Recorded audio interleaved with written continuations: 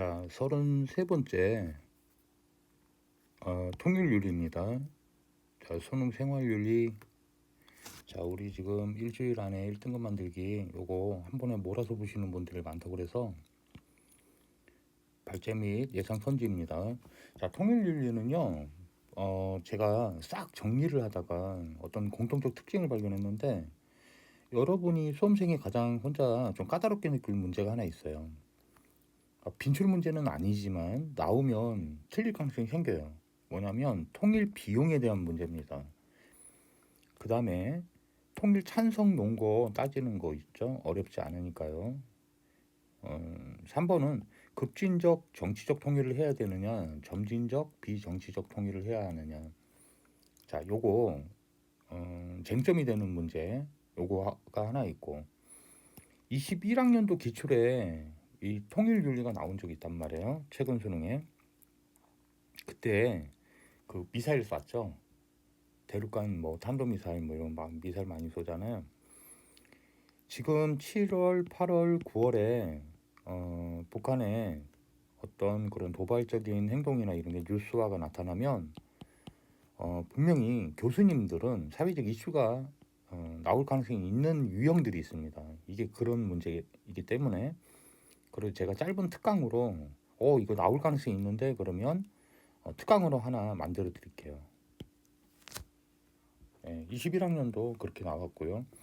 자, 통일 비용 문제가 좀 헷갈릴 건데 간단히 정리를 잘 해드리면 됩니다. 자, 통일 비용이라는 용어가 중요해요.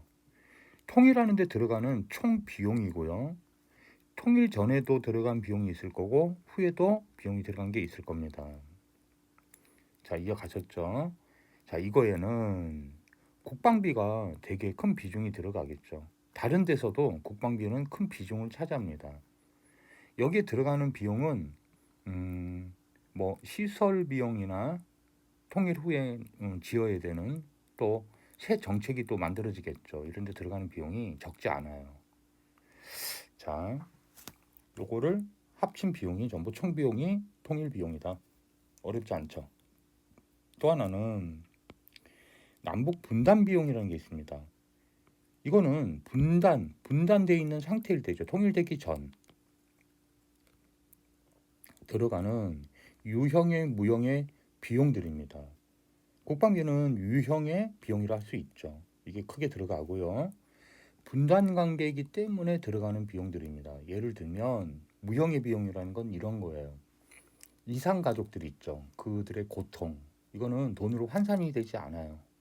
그러나 이거를 유무형으로 계산하는 방법이 있는데 뭐 이제 그 계산하시오 이렇게 나오진 않아요. 자, 특징은 유무형의 비용을 다 계산한다. 그러면 통일이 되면 분담 비용은 없어지겠네요. 그죠? 이런 특징이 있다는 거 선지로 나오고요.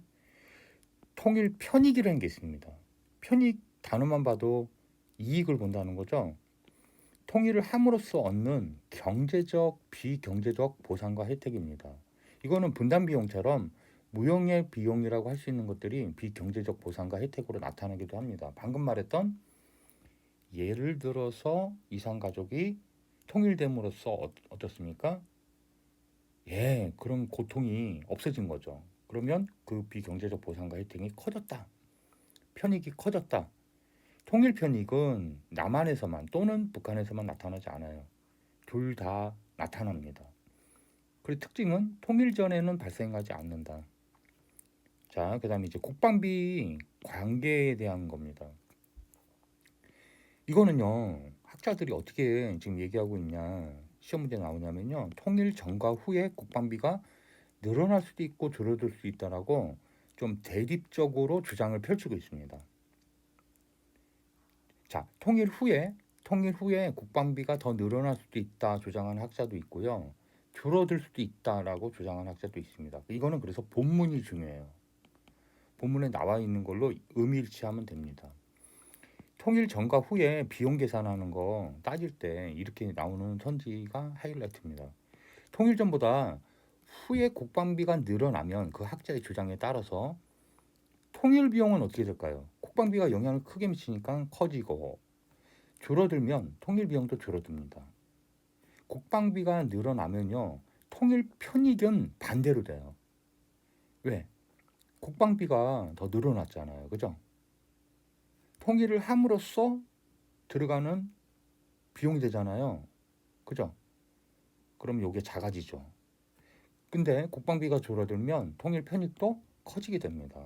요것만 조심하면 되고요. 어렵지 않아요. 뭐 덧셈 뺄셈 같은 거니까.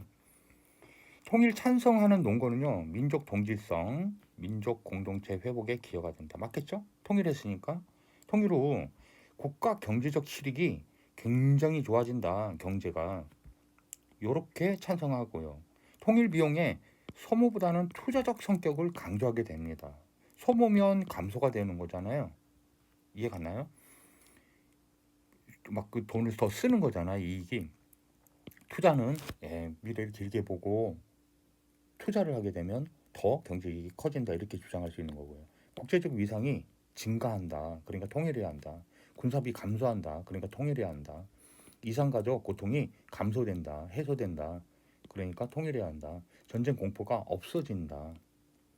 이게 7, 8월에 이슈가 되면 북한에서의 움직임이나 이런 게 뉴스에 자주 나오게 되면요. 나올 가능성이 높아집니다.